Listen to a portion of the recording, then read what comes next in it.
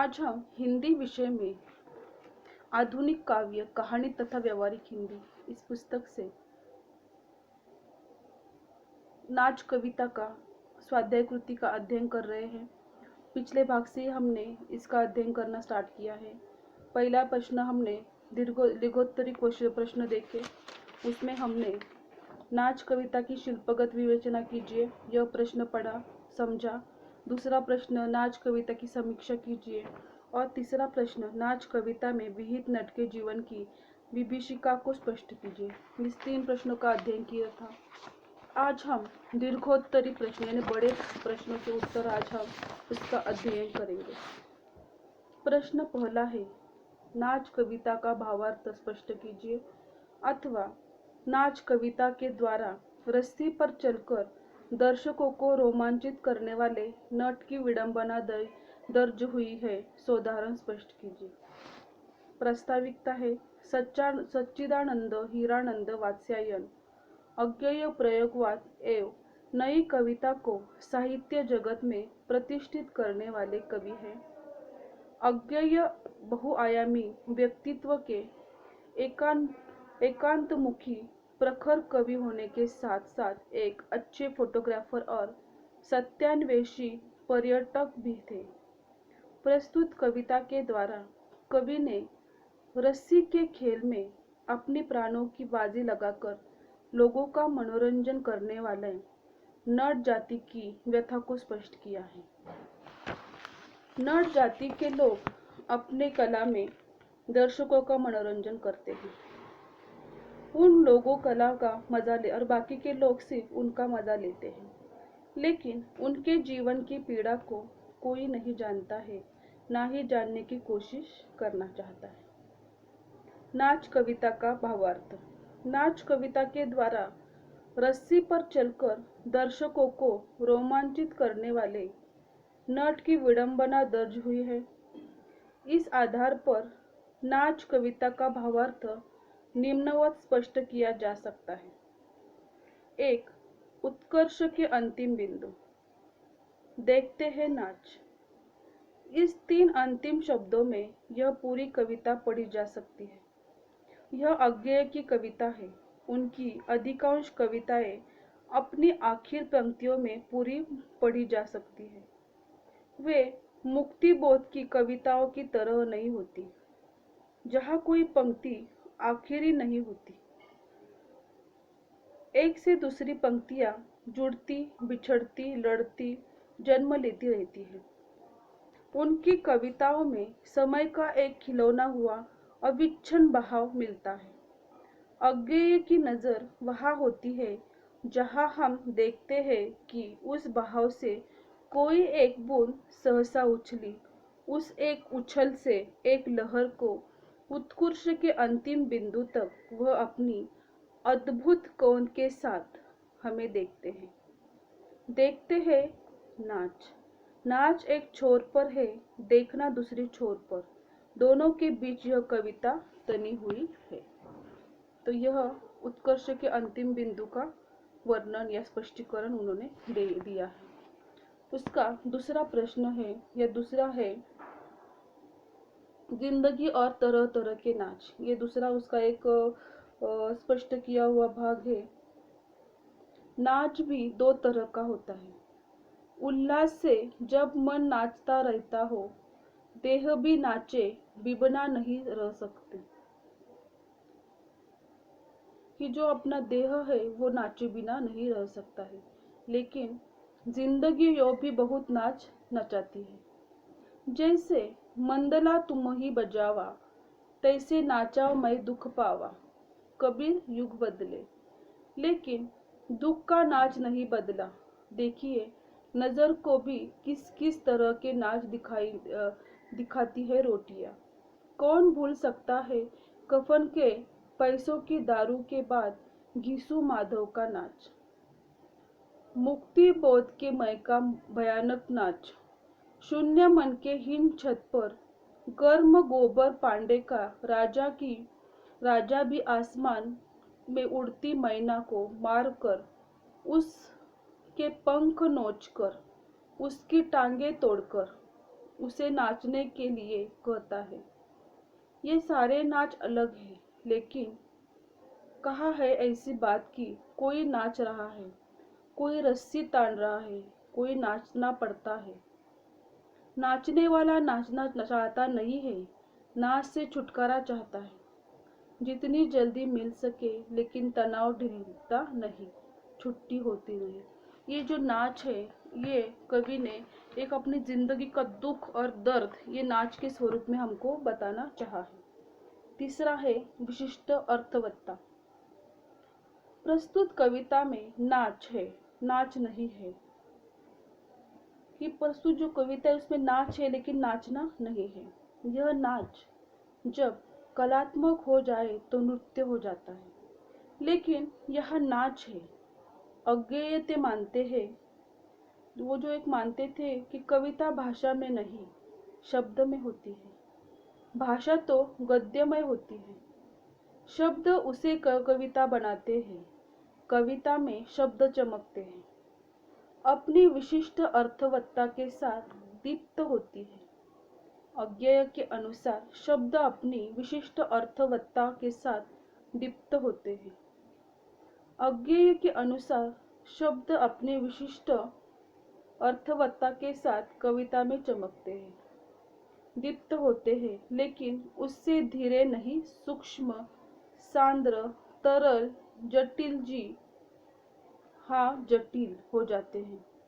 यह नाच भी महज नाच नहीं है। क्या यह एक प्रतीकात्मक नाच है? जैसा अज्ञेय प्रेम राम स्वरूप चतुर्वेदी मानते हैं, संभवतः कुछ दूसरे लब्ध प्रतिष्ठित आलोचन भी यहाँ माने जाते हैं। उसकी विशिष्ट अर्थवत्ता उन्होंने नाच की बताई है। चौथा है जीवन का वास्तव प्रतीक। प्रस्तुत कविता में नाच शब्द की विशेषता को देखते हुए ऐसा प्रतीत होता है कि क्या जीवन का प्रतीक क्या है, या कलात्मक या कलाकर्म क्या, कवि कर्म क्या, समाज में बुद्धि जीवन की भूमिका का, ये सब का क्या होगा इस जीवन में। बहुत सारे प्रश्न सवाल मन में आते हैं। हो सकता है कविता में प्रतीक कार्यों की संभावना होती रही हो। सब पढ़ने वालों की श्रद्धा पर निर्भर होता है अथवा अपेक्षा पर निर्भर करता है।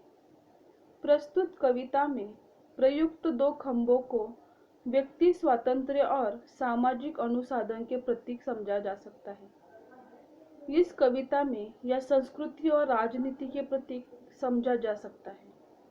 ठीक इसी तरह वे दो खंभे सृजनशीलता और समायोजन के स्वतंत्र बौद्धिकता और सत्ता द्वारा किए गए जाने वाले उसके इस्तेमाल के प्रतीक मात्र है।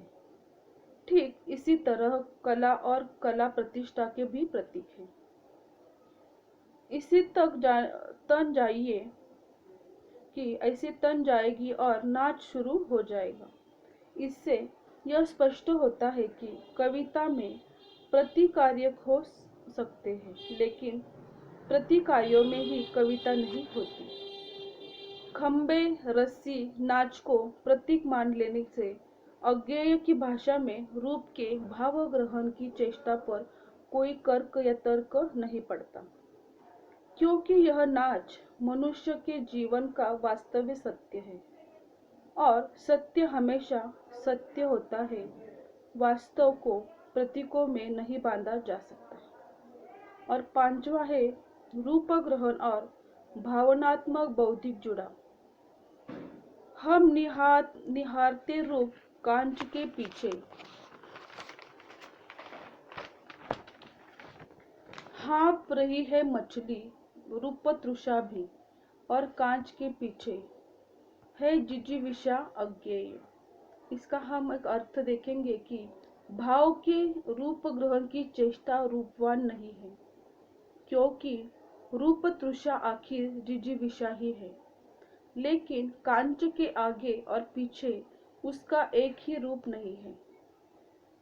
कांच के आगे जो जीवन कृत्य करता है ऐसा दिखाई देता है, वही कांच के पीछे हाँकता हुआ देखता है।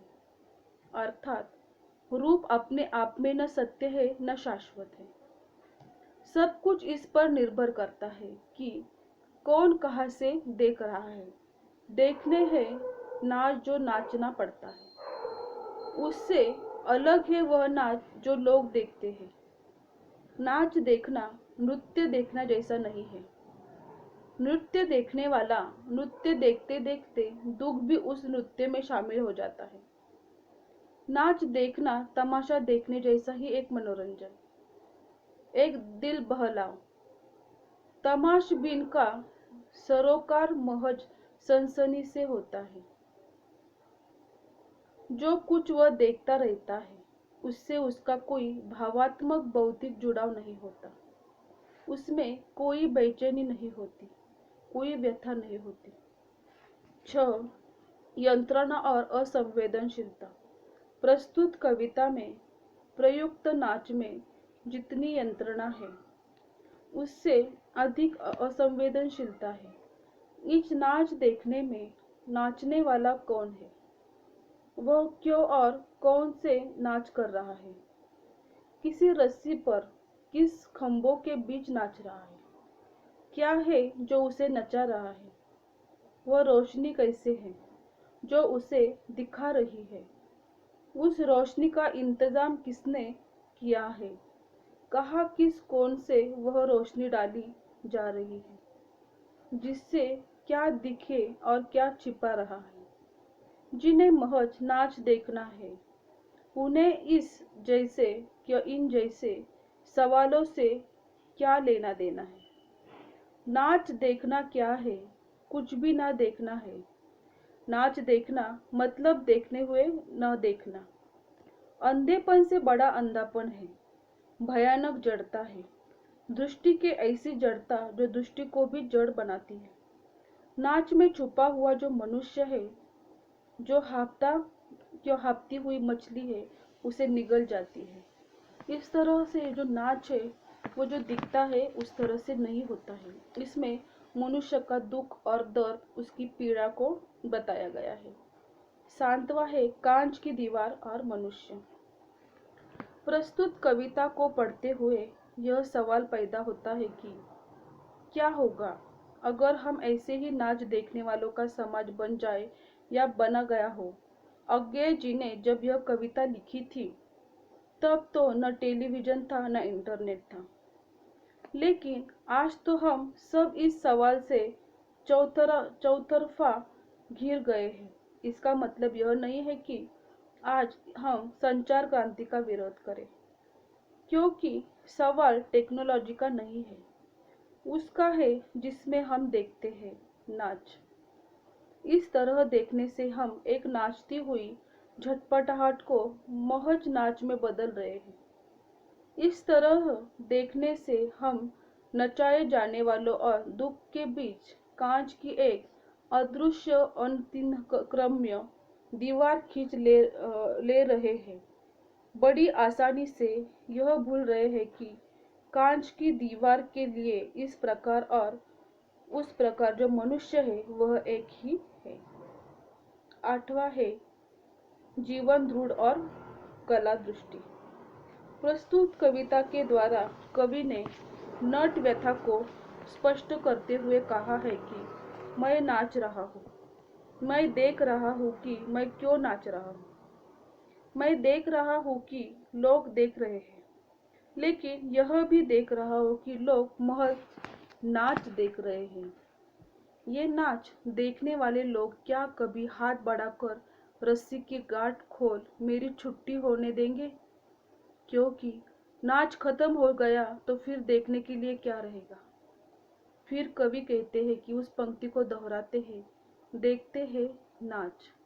असल में यह कविता नाच के बारे में नहीं, नाच देखने के या दिखने के बारे में है।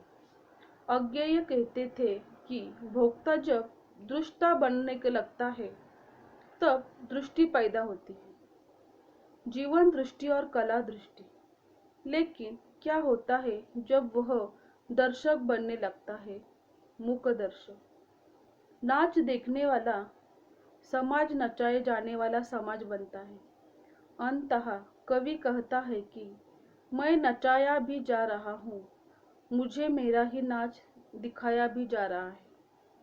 मैं खुद ही तमाशा हूँ और खुद ही तमाशाई भी हूँ, लेकिन वह कोई और है जो इस नाच का असली संचालक है, जिसने खंबे खड़े किए, जिसने रस्सी तनवाई, जिसने रोशनी का इंतजाम किया, वह नाच के बाहर है, इसलिए उसे कोई नहीं देखता है। तो इस कविता का हम निष्कर्ष पढ़ेंगे कि इस प्रयुक्त उपर्युक्त विवेचन के आधार पर निष्कर्ष रूप से हम कह सकते हैं कि प्रस्तुत कविता के माध्यम से कवि ने रस्सी पर चलकर दर्शकों को रोमांचित या करने वाला नट की विडंबना को स्पष्ट किया है, उसके दुख दर्द को हमारे साथ बांटा। तो आज हमने दीर्घोत्तरी प्रश्न में नाच कविता का भावार्थ समझ लिया है और उसके बाद कविता के भावार्थ के साथ निम्नलिखित उनकी जो भी घटना घटी है उसके साथ उसके विविध रूप हमने देखे। उसमें हमने उत्कर्ष के अंतिम बिंदु, 2 जिंदगी और तरह तरह के नाच, 3 विशिष्ट अर्थवत्ता, 4 जीवन का वास्तव प्रतीक, 5 रूप ग्रहण और भावनात्मक बौद्धिक जुड़ाव, 6 यंत्रणा और असंवेदनशीलता, 7 कांच के द्वार और मनुष्य, 8 जीवन दृष्टि और कला दृष्टि। इस तरह से उसके 8 हमने जो विविध घटक है, प्रकार है, उसको हमने वो भावार्थ को हमने आज पढ़ा है, उसका अध्ययन किया है। ये प्रश्न आप घर पर अच्छी तरह से पढ़िए, इसके हर एक 8 से 8 पॉइंट आप पढ़िए, सुनिए और जो भी आपको समझ में आया है आपके ओन वर्ड में आपके हिंदी के कॉपी में लिखिए। इसके आगे का प्रश्न है ससंदर्भ व्याख्या के लिए रचनाएं।